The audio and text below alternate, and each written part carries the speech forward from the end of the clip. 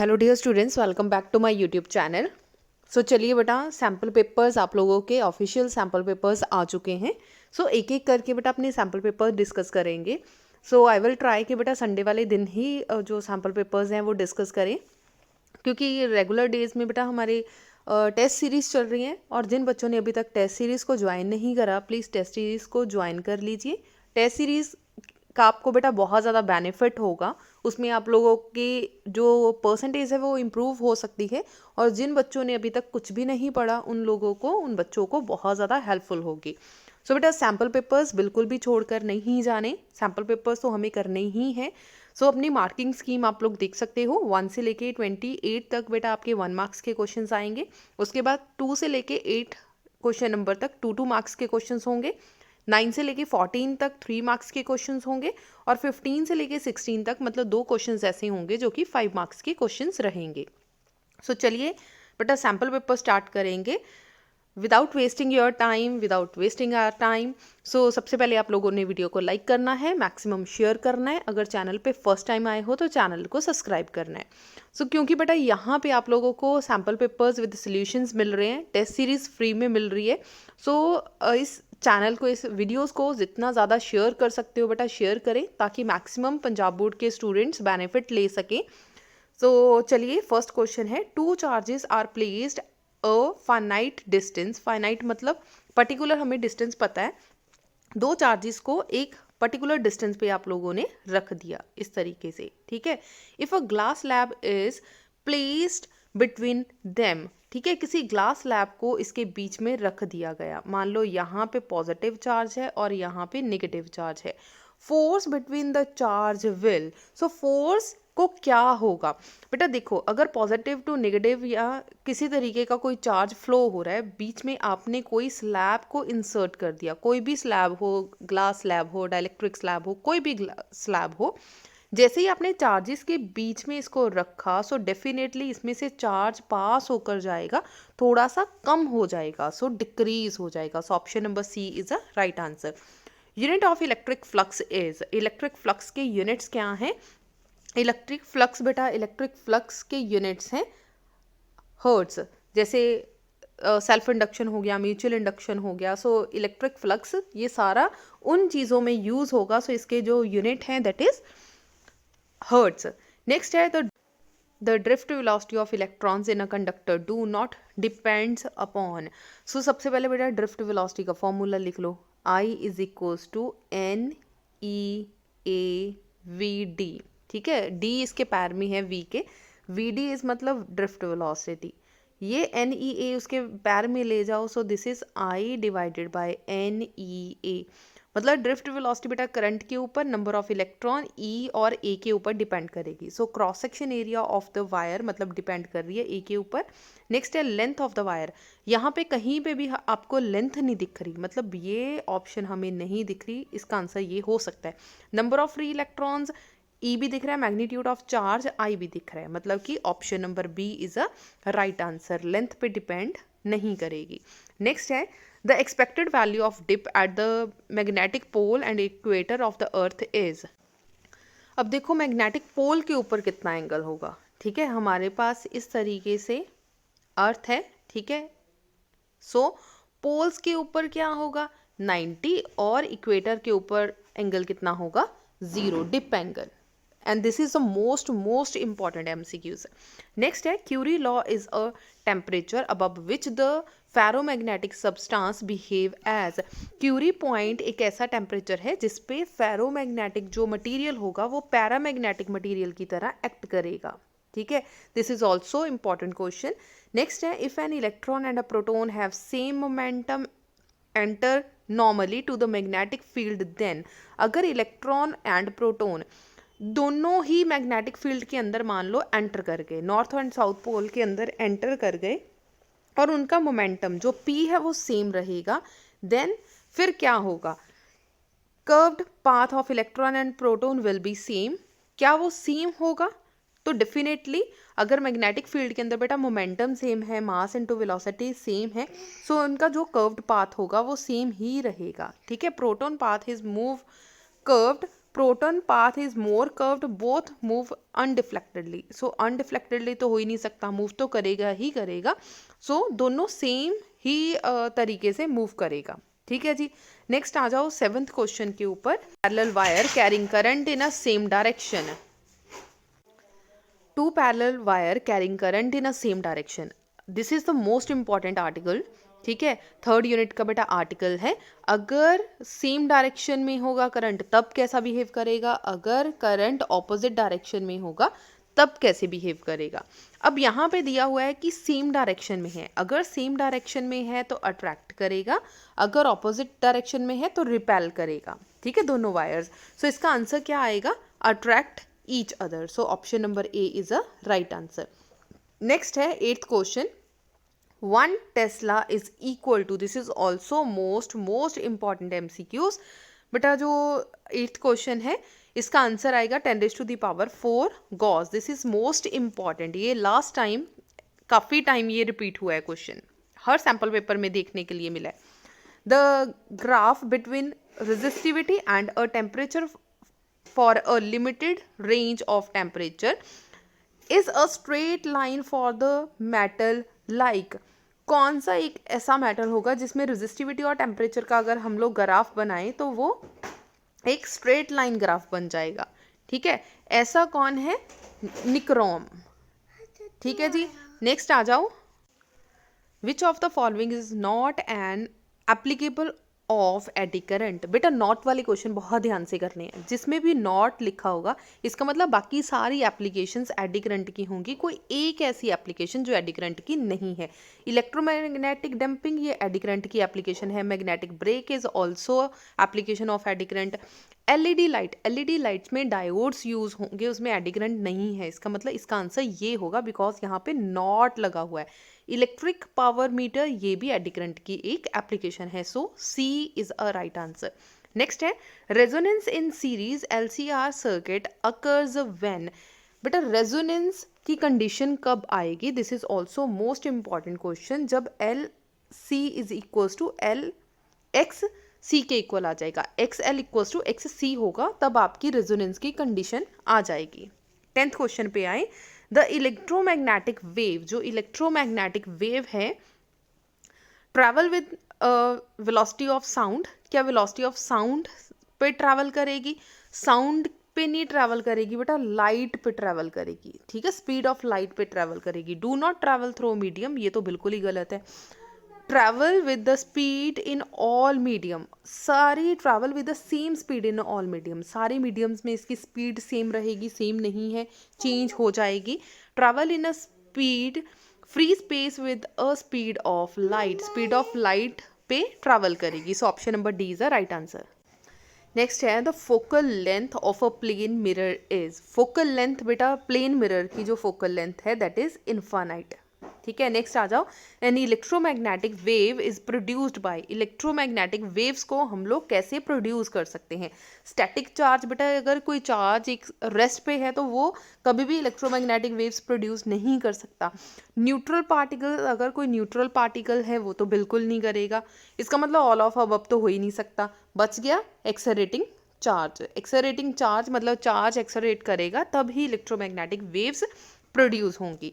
15th question पे आए, if wavelength of monochromatic source is decreased. अगर वेवलेंथ को डिक्रीज कर दिया जाए, मोनोक्रोमेटिक सोर्स को डिक्रीज कर दिया जाए वेवलेंथ को lambda, fringe width in Young's double slit experiment becomes. अब देखो बीटा किसके इक्वल है, beta is equal to lambda D over D.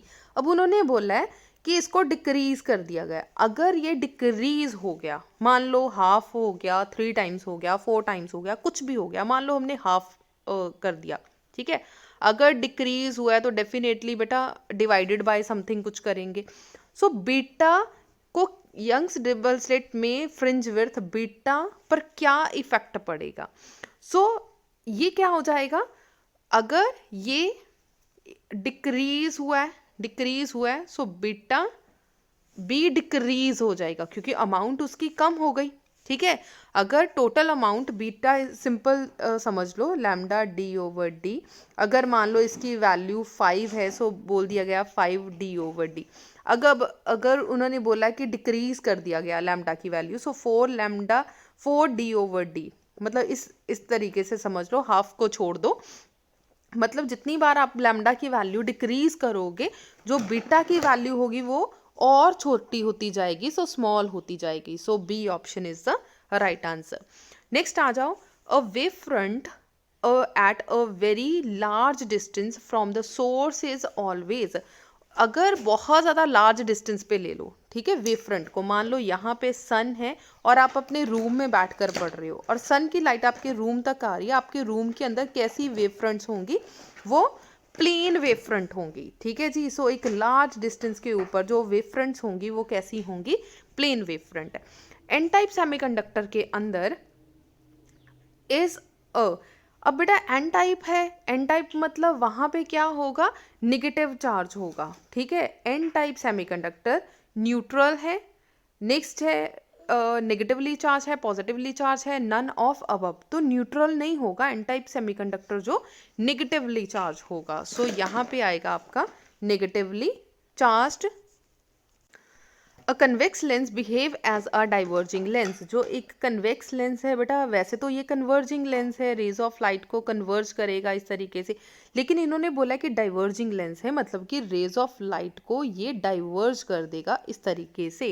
When it is placed in a liquid with refractive index, जब इसका रिफ्रैक्टिव इंडेक्स बेटा ज़्यादा बड़ा होगा, मान लो पानी के अंदर आपने कन्वेक्स लेंस को डिप कर दिया, अगर पानी का जो रिफ्रैक्टिव इंडेक्स लेंस से ज़्यादा बड़ा होगा तभी ये डाइवर्जिंग की तरह एक्ट कर पाएगा। सो जब इसका रिफ्रैक्टिव इंडेक्स क्या होगा, ज़्यादा होगा।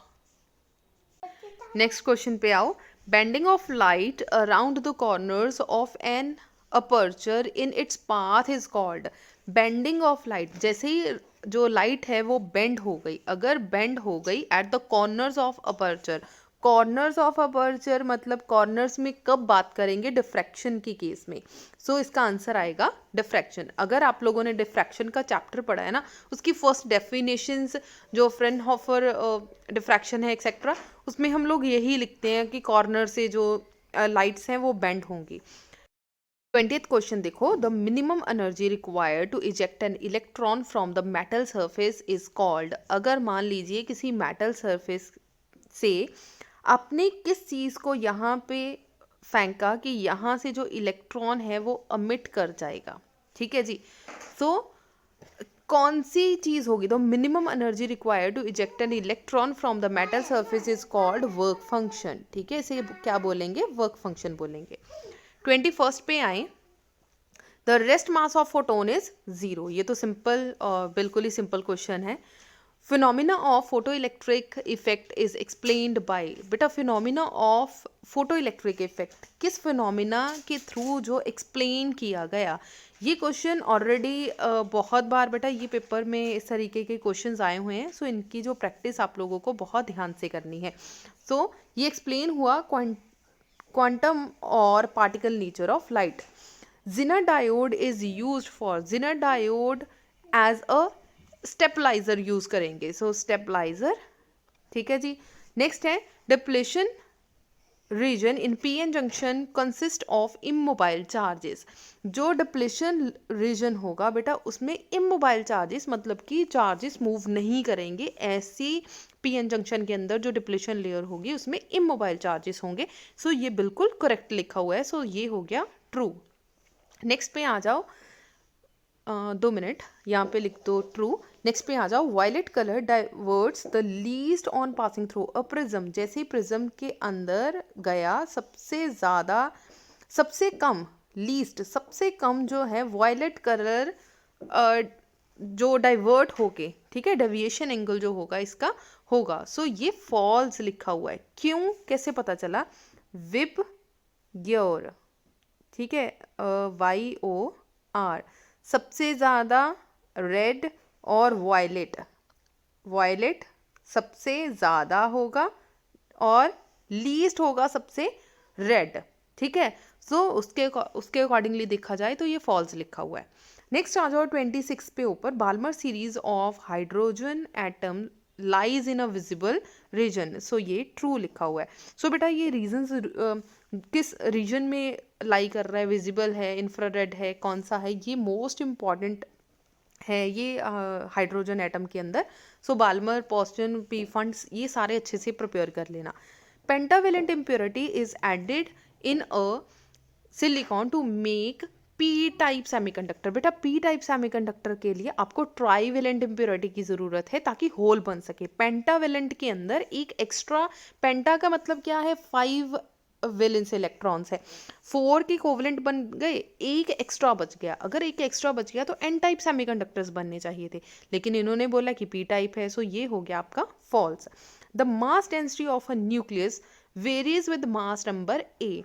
सो mass density of nucleus vary करेगा मास नंबर ए के साथ, ए के साथ नहीं करेगा, जेड के साथ करेगा मास नंबर।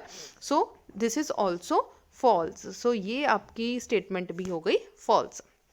नेक्स्ट आ जाए बेटा 2 मार्क्स के क्वेश्चंस के ऊपर, right 4 properties of electric field lines. आपको कोई भी 4 प्रॉपर्टीज बतानी है इलेक्ट्रिक फील्ड लाइंस की।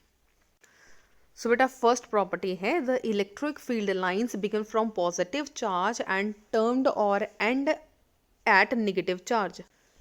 इसके साथ हल्की सी छोटी सी डायग्राम बनाकर आओगे तो बेस्ट रहेगा, ठीक है। सो जितनी डायग्राम्स बना सकते हो फिजिक्स के अंदर बनाकर आए। No electric field lines exist inside the charge body. Charge body के अंदर बेटा कोई भी आपकी जो इलेक्ट्रिक फील्ड लाइन एग्जिस्ट नहीं करेंगी। 10 electrostatic field lines do not form continuous closed loop. So continuous closed loop नहीं बनेगी। Tangent to the electric field lines at any point gives the direction of electric field intensity at that point.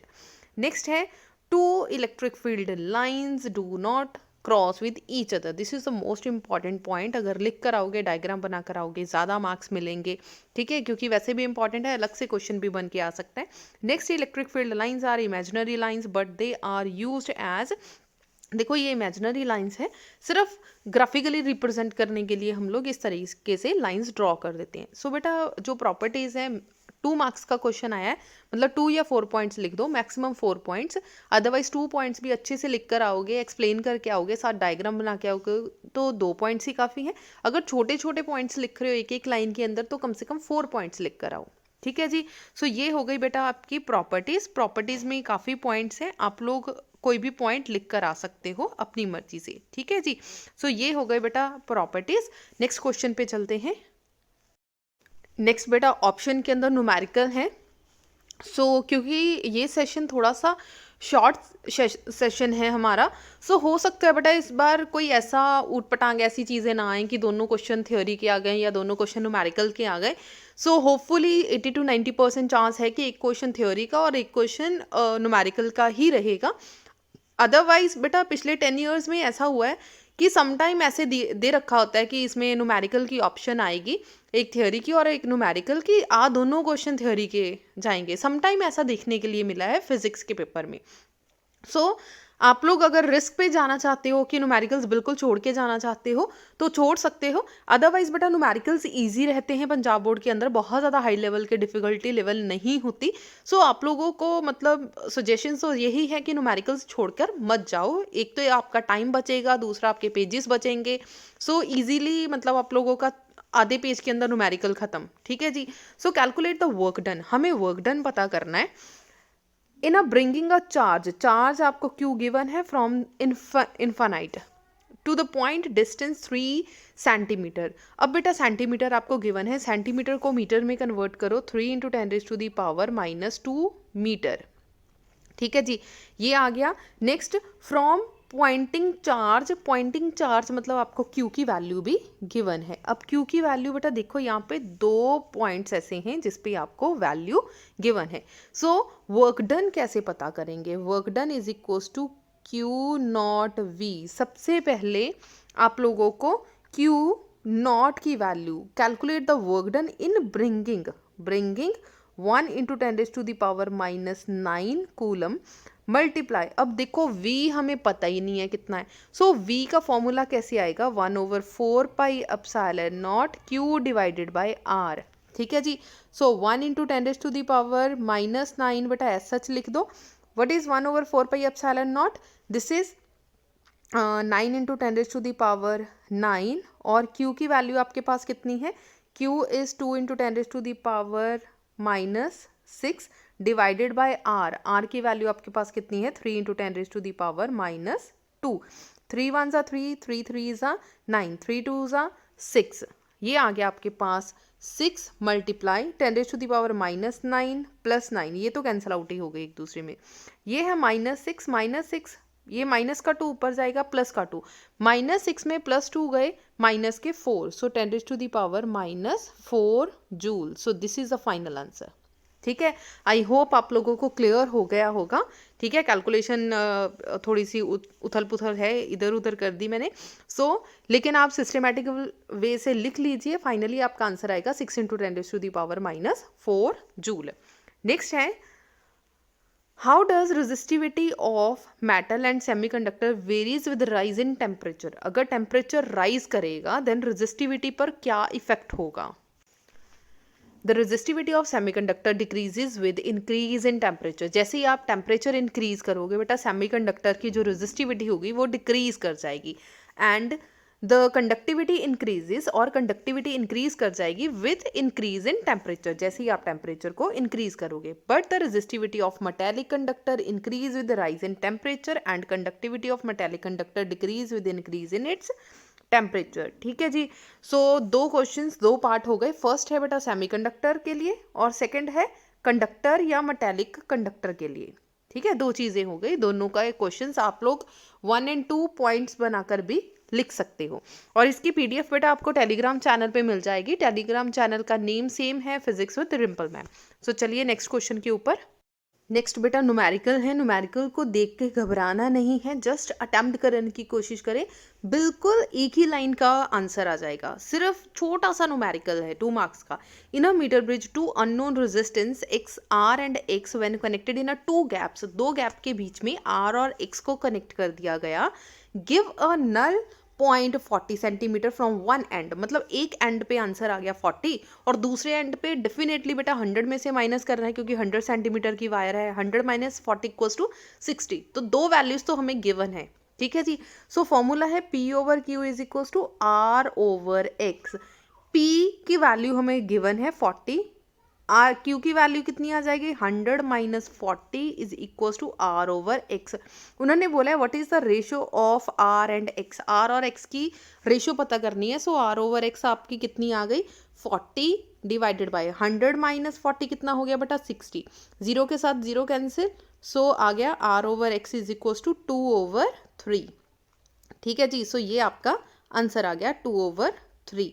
सो बेटा I will try कि please YouTube पे अगर कोई ऐसा student है जो मेरी हेल्प कर सकता है, प्लीज़ इसके स्क्रीनशॉट लेकर जो मैं आपको दिखा रही हूँ प्लीज़ इसकी पीडीएफ बना लीजिए और ग्रुप में शेयर कर दीजिए या फिर पर्सनली मुझे सेंड कर दीजिए, एक हल्की सी छोटी सी हेल्प कर दीजिए, बिकॉज बेटा मेरा भी घर का काम है, स्कूल का काम है, एक्सेट्रा फैमिली है, सो पीडीएफ बनाने में मुझे बहुत बड़ी एक समस्या लगती है पीडीएफ बनाना, लेकिन सबसे ज़्यादा बच्चों को पीडीएफ ही चाहिए होती है कि मैम पीडीएफ प्रोवाइड कर दो पीडीएफ, सो प्लीज़ स्क्रीनशॉट लेकर या फिर खुद इसे अच्छे से कॉपी पे लिख कर जो मैं आपको न्यूमेरिकल्स एक्सप्लेन कर रही हूँ प्लीज़ इसकी पीडीएफ बना के कोई एक बच्चा ज़रूर शेयर कर देना, ताकि जब मैं नेक्स्ट टाइम कोई सेकंड सैम्पल पेपर शेयर कर सकूँ तो मैं प्राउडली बता सकूँ कि यूट्यूब के इतने स्टूडेंट्स हैं जो मेरी हेल्प कर रहे हैं। अगर मैं आपकी हेल्प कर रही हूँ तो प्लीज़ आप मेरी भी हेल्प कर दीजिए, एक छोटी सी पीडीएफ बना देना और न्यूमेरिकल्स को थोड़ा सा नीट एंड क्लीन लिख देना।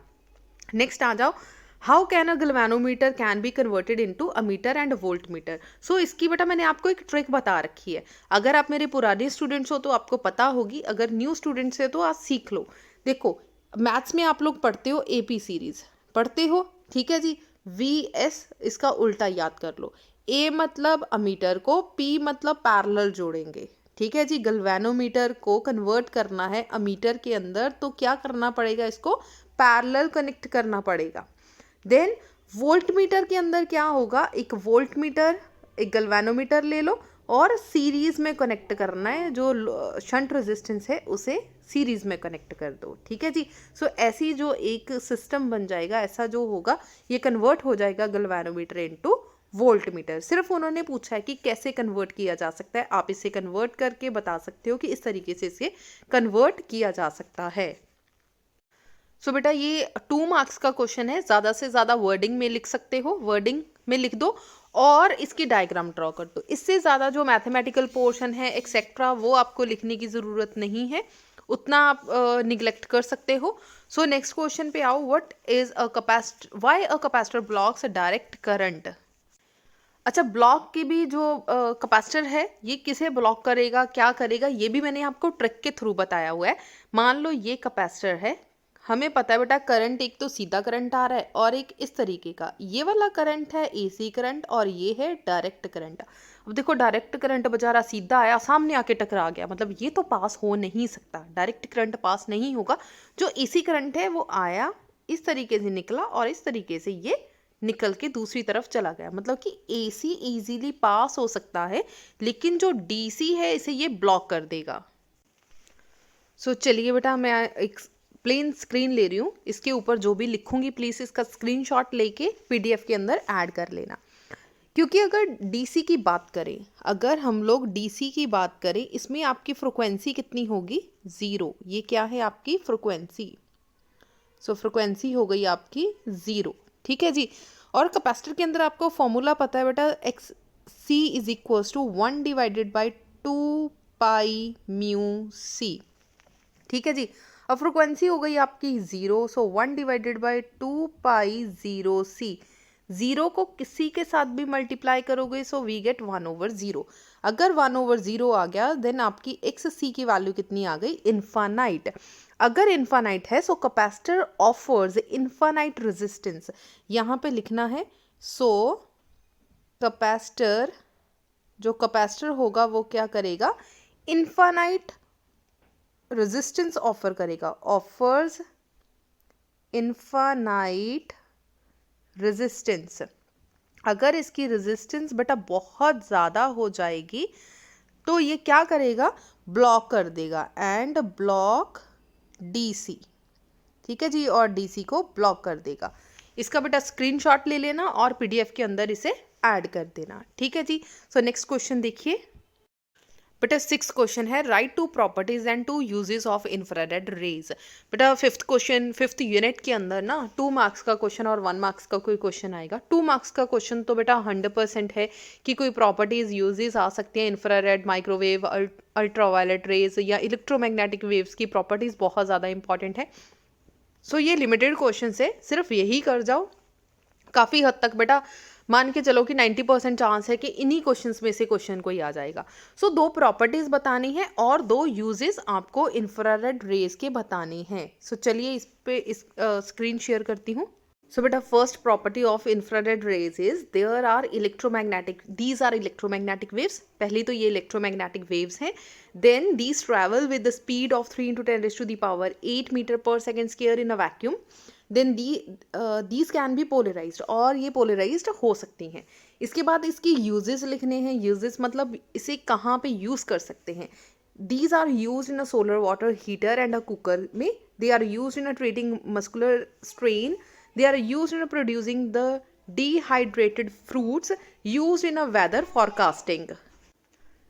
नेक्स्ट क्वेश्चन है, राइट आइंस्टाइन्स फोटोइलेक्ट्रिक इक्वेशन। बेटा अब आइंस्टाइन की फोटोइलेक्ट्रिक इक्वेशन आपने लिखनी है, सिर्फ लिखनी है, ड्राइव नहीं करना।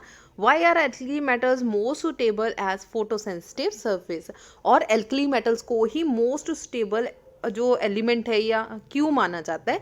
This is most most most important question और ये बहुत बार रिपीट हुआ है। सो आंसर्स आपकी स्क्रीन पे हैं, स्क्रीनशॉट आप लोग ले सकते हो। आइंस्टाइन फोटोइलेक्ट्रिक इक्वेशन बेटा आपने लिखनी है, ½ mv² = h mu minus mu naught, ठीक है। ये equation, what is mu, mu is a frequency of incident light, और म्यू नॉट बेटा ये म्यू है, इस तरीके से लिखना है, ठीक है। वी नहीं है, वेलोसिटी नहीं है, म्यू है। Mu is threshold frequency. उसके बाद एल्कली मेटल को ही मोस्ट सुटेबल क्यों माना जाता है, alkali metals have small work function, work function इसका स्मॉल है, so even with a radiation of a small energy, इसकी एनर्जी स्मॉल होने की वजह से जो इलेक्ट्रॉन्स है can eject out of their surface से इजीली रिमूव हो जाएंगे। That is why alkali metals are most suitable for the photoelectric emission. इसलिए फोटो इलेक्ट्रिक एमिशन के अंदर हम लोग अल्कली मेटल्स को यूज करेंगे। ठीक है जी।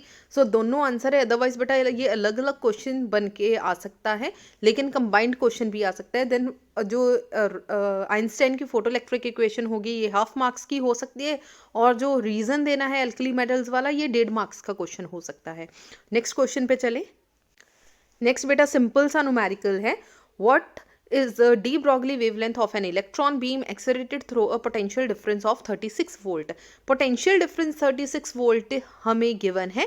wavelength सिंपल बेटा लैम्डा आप लोगों को पता करना है, बहुत सिंपल सा न्यूमेरिकल है। सो लैम्डा पता करना है। सो फॉर्मूला आपके पास है 12.27 divided by under root V. Under root V हमें गिवन है बेटा 36, सो पुट कर दिया मैंने 36 को अंडर रूट से बाहर निकालोगे आ गया 6। 12.27 को 6 के साथ डिवाइड कर दो, फाइनली वी गेट 2.045 ऑंगस्टॉन। सो इसका भी आप लोग स्क्रीनशॉट लेकर इसे पीडीएफ के अंदर ऐड कर सकते हो। सो बेटा लास्ट क्वेश्चन है 2 मार्क्स का। Define half life and a mean life of radioactive substance. सबसे पहले आप लोगों ने हाफ लाइफ और mean life of radioactive substance की डेफिनेशन लिखनी है। Then write a relationship between half life and mean life. दोनों के बीच में आपको एक रिलेशनशिप बताना है। सो सबसे पहले आप लोगों को डेफिनेशन लिखनी है। सो डेफिनेशन देख लीजिए। Half life is the half life of radioactive substance is defined as a time during which half of the atom of the radioactive substance will disintegrate। half life of radioactive substance है क्या चीज? जब कोई भी radioactive element, मान लो कोई radioactive ये वाला एलिमेंट है, इसकी जो हाफ लाइफ है एटम की वो खत्म हो चुकी है।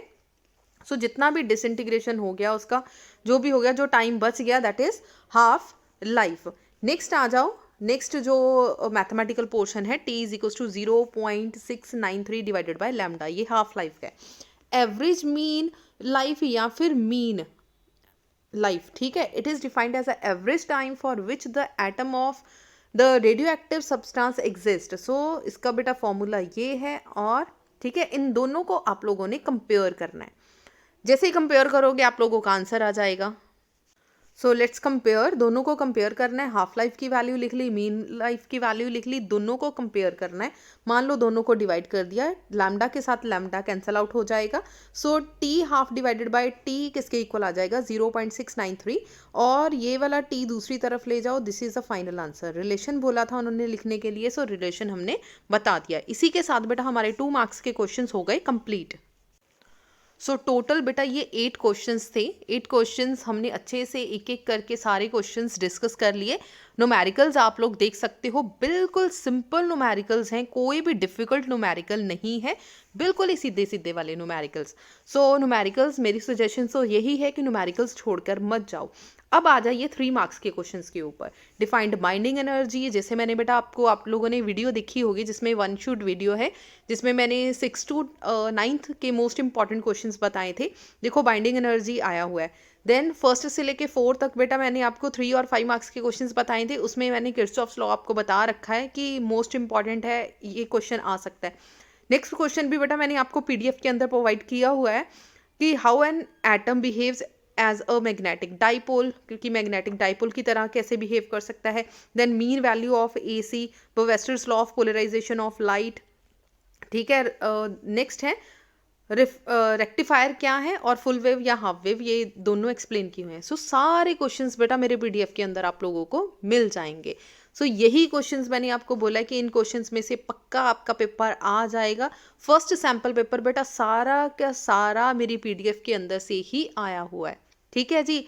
सो मान के चलो, अगर बेटा आप मेरी सिर्फ पीडीएफ्स करके जाओगे, सैम्पल पेपर्स करके जाओगे, 100% है बेटा बहुत अच्छे मार्क्स आ जाएंगे। अगर आप थोड़ी सी मेहनत और कर लोगे, डेफिनेटली बेटा 70 में से 70 मार्क्स इजीली आ जाएंगे। फर्स्ट क्वेश्चन है defined binding energy, draw a binding curve between binding energy per nucleon and a mass number establish stability of nucleus. The total energy required to disintegrate the nucleus into its constituent particles is called nuclear binding energy. So जितनी energy require मतलब जितनी energy लगेगी किसी भी nucleus को उसके छोटे छोटे पार्ट्स में तोड़ने के लिए, डिसइंटीग्रेट करने के लिए, उसे हम लोग न्यूक्लियर बाइंडिंग एनर्जी बोलेंगे. देन है energy binding energy per nucleon. क्या है? The average energy required to release a nucleon from a nucleus. किसी न्यूक्लियस के अंदर से आपने कोई न्यूक्लियन को बाहर निकालना है, is called binding energy per nucleon. So बेटा कर्व आपने बनानी है, कर्व बहुत केयरफुली बनानी है. बच्चे मोस्टली कर्व में ही ज़्यादा मिस्टेक्स करके आएंगे. ये जो 3 कर्व्स हैं बेटा ये काफ़ी ज़्यादा क्लोज हैं. सो ध्यान से बनाकर और यहाँ से ऐसे मूव करना है. कुछ बच्चे इसे ऊपर ले जाएंगे, ठीक है, इंक्रीजिंग मैनर में ले जाएंगे. इंक्रीजिंग में नहीं बनाना, ध्यान से डायग्राम चेक कर लो. इसी तरीके से बनानी है और इसे देखकर घबराने की ज़रूरत नहीं है. सिंपल एक ऐसे लाइन बनाओ, मास नंबर लिखो, यहाँ पे लिखो average binding energy per nucleon. ये इतने ज़्यादा नंबर याद करने की ज़रूरत नहीं है.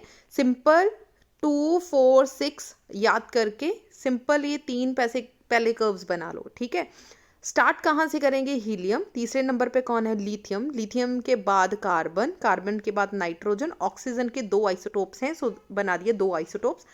इसके बाद बेटा ये कर्व बना के डायरेक्ट लास्ट में लिख दो यूरेनियम और यहाँ पे एक याद कर लो आयरन, Fe. बस इतने ही एलिमेंट्स याद कर लो. सारे एलिमेंट्स को लर्न करने की ज़रूरत नहीं है, ठीक है जी. सो सारे नहीं याद करने, मेन वाले जो आपको अच्छे से याद हैं वो कर लो. लिथियम बेटा ये तो आप लोगों ने केमिस्ट्री के अंदर पहले 10 तो अच्छे से याद ही होंगे ना. So lithium, helium, hydrogen, lithium, nitrogen, carbon, oxygen के बाद आयरन, आयरन के बाद डायरेक्ट यूरेनियम. याद कर लो, बहुत है. उसके बाद बेटा आपने कर्व के बारे में बताना है. जो binding energy nucleon for the light nucleus is very small. So जितने भी लाइट न्यूक्लियस हैं, ये वाले सारे लाइट न्यूक्लियस हैं, इनकी जो बाइंडिंग एनर्जी होगी वो बहुत ज़्यादा क्या होगी? स्मॉल होगी. इसके बाद 2 से लेके 20 तक के जितने भी मास नंबर हैं, इनकी थोड़ी सी जो बाइंडिंग एनर्जी है वो क्या होगी? लार्ज होगी. लार्ज होगी और स्टेबल होगी. स्टेबल क्यों होगी? क्योंकि ना तो इनको तोड़ना ईजी है ना जोड़ना ईजी है, मतलब स्टेबल रहेंगे ये. उसके बाद जो जितने भी एटॉमिक नंबर आपके पास 30 से लेके 120 तक, सॉरी एटॉमिक नंबर नहीं, मास नंबर 30 से लेके 120 तक है, इनकी जो बाइंडिंग एनर्जी होगी ये ब्रॉड ज़्यादातर क्या होगी? मैक्सिमम होगी, पीक वैल्यू के ऊपर होगी. So peak value of the maximum is 8.88 mega electron volt per nucleon. For example iron. सिर्फ Fe लिख दो, बहुत है. उसके बाद binding energy per nucleon decrease कर जाएगी ग्रेजुअली. आप लोग देख सकते हो बेटा यहाँ पे क्या हो गया? डिक्रीज कर गया. मैंने आपको पहले ही बोला कि ऐसे नहीं ग्राफ बना के आना, इंक्रीजिंग मैनर में नहीं होना चाहिए, डिक्रीजिंग में होना चाहिए, ठीक है. लास्ट में नेक्स्ट में क्या हो जाएगा? बाइंडिंग एनर्जी आयरन के बाद क्या हो जाएगा? डिक्रीज कर जाएगा. द मास नंबर इंक्रीज हो गया. Heavily nuclear are therefore relatively less stable. So पीछे वाले जितने भी एलिमेंट्स होंगे ये सारे के सारे लेस स्टेबल होंगे. क्लियर हो गया जी? इसका मतलब आयरन ये वाला पोर्शन क्या हो गया? स्टेबल, ठीक है जी. और ये छोटे वाले क्या होंगे? इनकी तो वैल्यू बहुत कम है. डन. सो लास्ट में आपने इसकी इंपॉर्टेंस या फिर कंक्लूजन लिख कर आना है. डन. नेक्स्ट क्वेश्चन पे चलिए. Next is obtained conditions for balanced Wheatstone bridge using Kirchhoff's law for electric circuit. यहाँ पे देखो बेटा, ना तो उन्होंने बोला है फर्स्ट लॉ एक्सप्लेन करना है ना सेकेंड लॉ बोला है. उन्होंने बोला है Kirchhoff's law of electric circuit. बेटा इलेक्ट्रिक सर्किट दोनों लॉज इलेक्ट्रिक सर्किट हैं. इसका मतलब अपने दोनों लॉज पर फोकस करना है. Simple obtain conditions for balance Wheatstone bridge using Kirchhoff's law. मतलब किरचॉफ्स लॉ को आपने एक्सप्लेन नहीं करना, बीटस्टोन ब्रिज वाला पूरा आर्टिकल एक्सप्लेन करना है. सो इसका भी आंसर चेक कर लीजिए. जब भी आपने कोई भी ऐसा क्वेश्चन एक्सप्लेन करना स्टार्ट करना है, एक तो बेटा आप लोगों ने जो डायग्राम ड्रॉ करनी है ये पेंसिल और स्केल के साथ करनी है, ठीक है. ये 2 चीज़ें आप लोगों ने यूज़ करनी ही करनी है. अभी रिसेंटली जो बच्चे टेस्ट दे रहे हैं मुझे टेलीग्राम चैनल पे जो सबमिट कर रहे हैं, जो टेस्ट सीरीज़ चल रही है, मैंने देखा कि कम से कम 50 to 60% स्टूडेंट्स ऐसे हैं जो पेंसिल यूज़ कर रहे हैं लेकिन स्केल नहीं यूज़ कर रहे, या फिर पेन के साथ ही डायग्राम्स चल रही हैं. बेटा try to use pencil and scale and बिल्कुल neat and clean diagrams draw करें. और जब भी कोई ऐसा क्वेश्चन आए उसके पहले आपने थोड़ी सी 3 या 4 लाइंस के अंदर थ्योरी लिखनी है और इस तरीके से एक्सप्लेन करो कि जब आप लोग पेपर के अंदर बैठकर लिख रहे हो ना, इस तरीके से एक्सप्लेन करो चीज़ों को कि आप ये मान के चलो कि जो सामने वाला बंदा है ना, आपने उनको आर्टिकल समझाना है कि आप लोगों ने आर्टिकल के अंदर क्या किया है। सो कंसिडर ज़रूर करके आएँ कि लेट अस कंसिडर फलाना ढिमकाना, ठीक है। ये लाइनें याद करने वाली चीज़ें नहीं होती, एक बार पढ़ लो अपनी लैंग्वेज में, जैसे मर्जी लिख कर आओ। उसके बाद बीटस्टोन ब्रिज हमें एक्सप्लेन करना है, मतलब कि P over Q is equals to R over X हमें एक्सप्लेन करना है। PQR can be calculated by using unknown calculated unknown resistance S. PQR अगर हमें पता हो तो हम लोग अननोन रेजिस्टेंस X पता कर सकते हैं, ठीक है जी। सो यहाँ पे बेटा जस्ट थ्योरी लिखी हुई है, कौन सा जो करंट है किस तरफ जाएगा और वो कैसे फ्लो करेगा एक्सेट्रा। सो ये आपका बेटा नेक्स्ट आंसर है। नेक्स्ट क्वेश्चन पे चलिए। नेक्स्ट 11th क्वेश्चन पे आए। Explain how an atom behaves as magnetic dipole, find an expression for the magnetic dipole moment of a revolving electron. Because ये एक अनइम्पॉर्टेंट क्वेश्चन है। सो ज़रूरी नहीं है बेटा पेपर 100% आपका जो इम्पॉर्टेंट क्वेश्चन में से ही आए, ठीक है। सो ये एक अनइम्पॉर्टेंट क्वेश्चन है, लेकिन आपको ये क्वेश्चन मेरी PDF के अंदर मिल जाएगा, अनइम्पॉर्टेंट क्वेश्चन भी। सो अगर आप लोगों का बेटा टारगेट 70 आउट ऑफ 70 है, सो आपने हर तरीके के क्वेश्चंस पढ़ के जाने हैं। अब इसका आंसर एक बार चेक कर लो। सो सबसे पहले बेटा current loop as a magnetic dipole आप लोग एक्सप्लेन करना चाहते हो तो एक्सप्लेन कर सकते हो, अदरवाइज आप इसे स्किप भी कर सकते हो इस पोर्शन को, ठीक है। सो मैथमेटिकल पोर्शन आप लोगों ने जस्ट बताना है कि M is equal to NIA। Answer कैसे आया? जो M है डायरेक्टली प्रोपोर्शनल करंट है, एरिया के इक्वल है। So M is directly proportional to IA, so is equal to KIA। इसे भी आप लोग शॉर्ट में लिख सकते हो, ठीक है। अब मेन आर्टिकल यहाँ से स्टार्ट होगा, atom as a magnetic dipole. आपने कंसिडर करना है कि magnetic dipole of atom directed to orbit motion of an electron. Suppose करना है कि इलेक्ट्रॉन जिसका मास MeE है और चार्ज Q है, रिवॉल्व कर रहा है किसी सर्कल के अंदर और उसका रेडियस R है। सो एंगुलर जो मोमेंटम होगा वो कितना होगा? L is equal to MVR। क्योंकि इलेक्ट्रॉन की बात कर रहे हैं, उसे M के पैर में E डाल दो।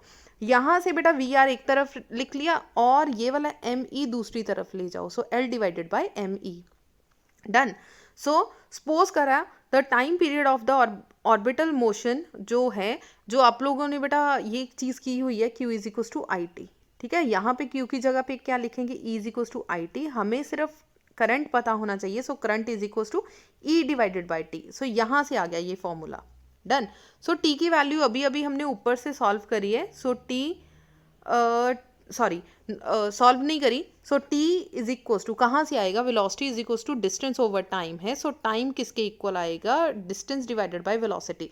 डिस्टेंस सर्कल कंप्लीट करा, कितना आ गया? 2πr divided by velocity v।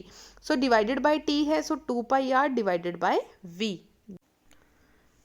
तो जैसे ही वैल्यू पुट करी, this is our equation number 2। और एरिया कितना है? Area is equal to πr²। Magnetic dipole moment हमें पता है M is equal to IA। अगर यहाँ पे V नो लिख कर भी लिख सकते हो, अगर आप लोग ड्राइव करना चाहते हो ड्राइव भी कर सकते हो। I और A, I की वैल्यू भी इक्वेशन नंबर 2 में है और A की वैल्यू इक्वेशन नंबर 3। दोनों वैल्यूज पुट कर दो, M की वैल्यू हमारे पास आ गई EVR/2। This is our equation number 4।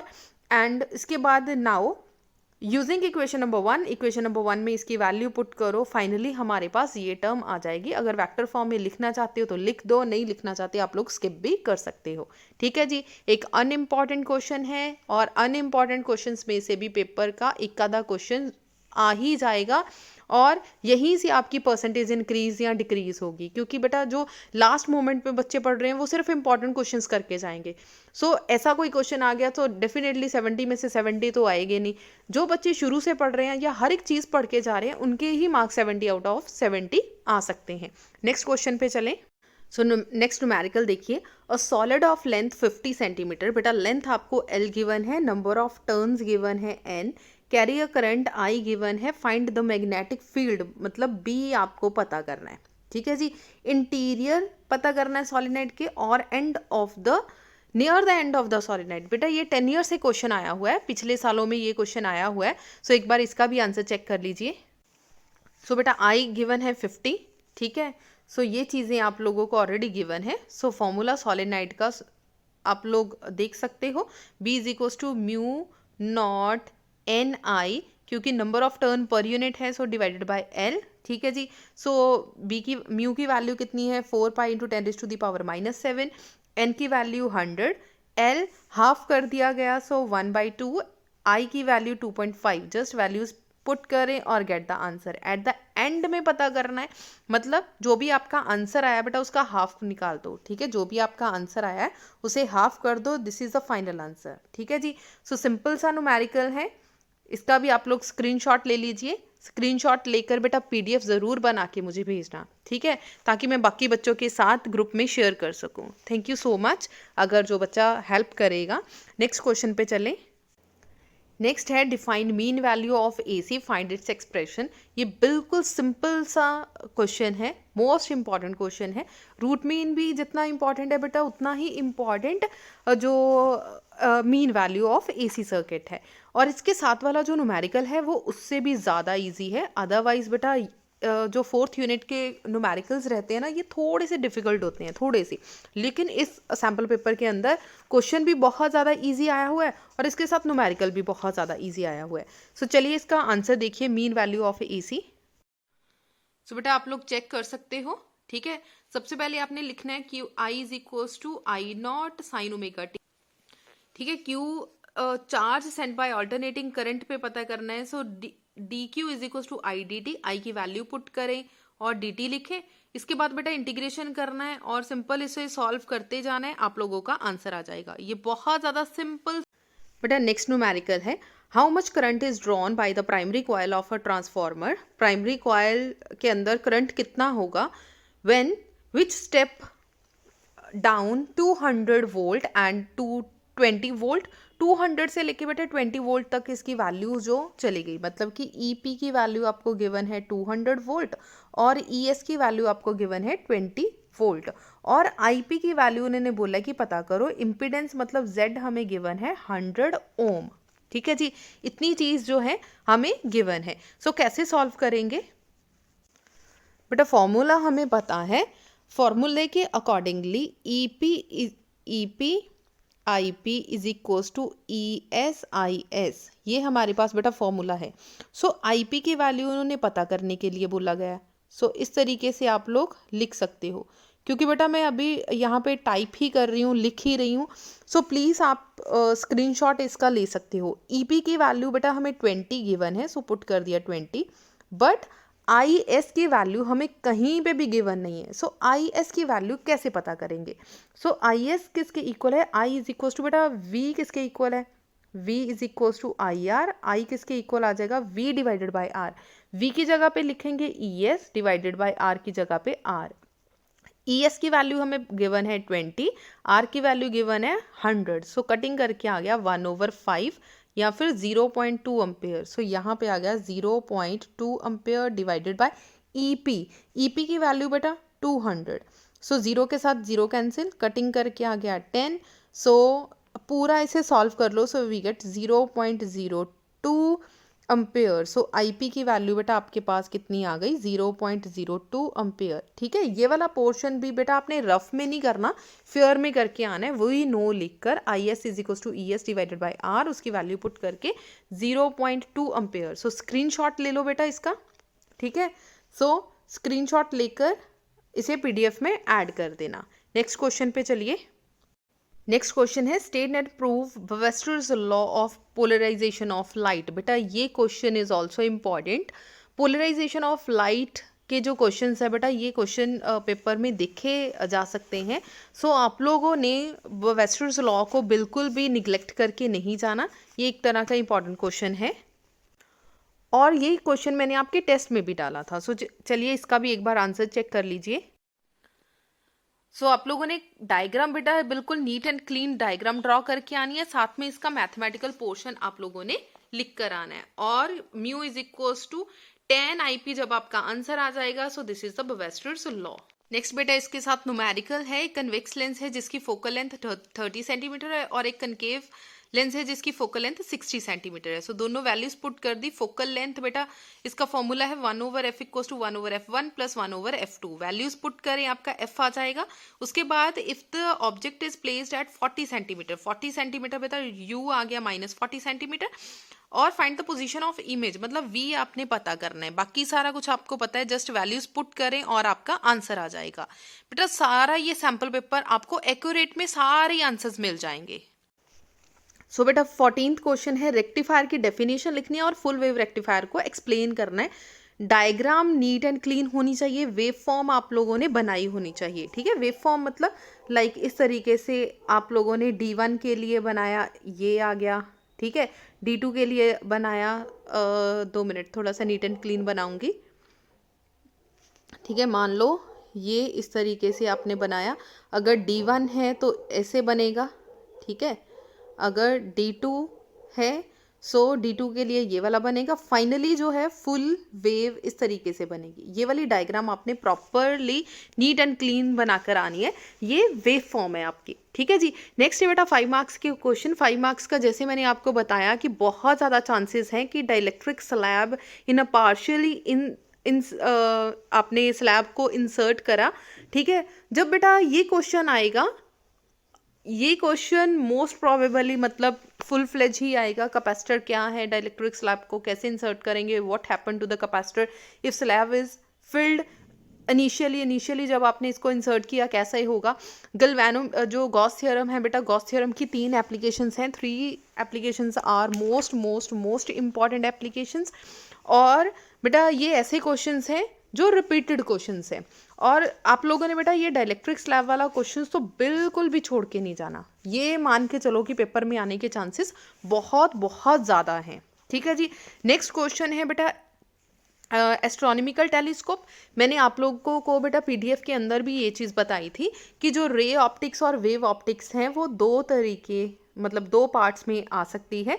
Ray optics के अंदर बेटा 2 पार्ट्स हैं। 2 पार्ट्स कैसे हैं, मतलब जो प्रिज्म का क्वेश्चन है, then lens maker, lens formula, mirror formula, spherical mirrors, वो एक पार्ट है। और सिर्फ जो टेलीस्कोप है, कंपाउंड माइक्रोस्कोप है, ये सेकंड पार्ट है। इसके बाद वेव ऑप्टिक्स का थर्ड पार्ट है। सो बहुत ज़्यादा चांसेस हैं कि यहाँ से क्वेश्चन बन जाएगा कंपाउंड या एस्ट्रोनॉमिकल टेलीस्कोप। अगर आप ये 2 क्वेश्चन भी करके जाओगे ना, मान के चलो कि 50% चांस है कि इन्हीं क्वेश्चंस में से कोई एक क्वेश्चन आ जाएगा। ठीक है, सो नॉर्मल एडजस्टमेंट वाला करके आना है। उसके बाद वेव ऑप्टिक्स का बेटा हाइगन्स का क्वेश्चन आया हुआ है, prove refraction and refraction using, मतलब दोनों लॉज को आपने अच्छे से एक्सप्लेन करना है।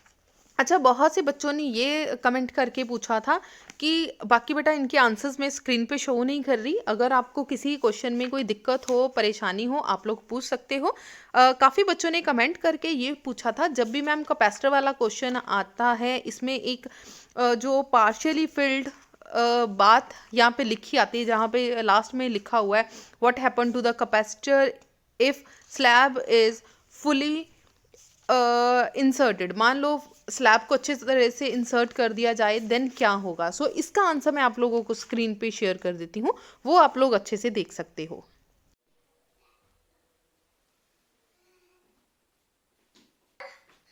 बस इसके बाद ये वाला क्वेश्चन आपने लास्ट में बेटा ये चीज लिखनी है, if the whole of the space between the plate is filled with the dielectric slab then D is equal to D आ जाएगा। ठीक है, आपने इसके बाद ये वाला पोर्शन करना है। ये वाला पोर्शन आप लोग मत कीजिए, बुक के अकॉर्डिंगली इस तरीके से करना है और लास्ट में ये चीज करके आनी है। बस यही क्वेश्चन है, लेकिन आपने इसमें कंफ्यूज नहीं होना। ठीक है जी।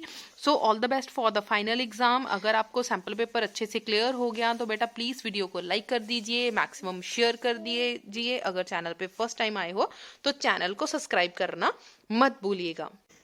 रिसेंटली मेरी बेटी रूम के अंदर एंटर करी, क्योंकि मैं बहुत लॉन्ग टाइम से दरवाज़ा बंद करके बैठी हूँ और आपकी सैम्पल पेपर आप लोगों को एक्सप्लेन कर रही हूँ। और जैसे ही मैंने बोला कि प्लीज़ अगर चैनल पे फर्स्ट टाइम आए हो तो चैनल को सब्सक्राइब कर दीजिए, मैंने उसी टाइम वीडियो बंद कर दी। उसने बोला मम्मा आपने थैंक यू सो मच तो बोला नहीं। सो अगर चैनल पे फर्स्ट टाइम आए हो तो चैनल को लाइक कर दीजिए, सब्सक्राइब कर दीजिए, और अगर चैनल पे फर्स्ट टाइम आए हो तो सब्सक्राइब ज़रूर करें। Thank you so much. Thank you so much. ये मेरी छोटी सी बेटी की वॉइस है। दोबारा से बोल दो। Thank you so much. Thank you so much.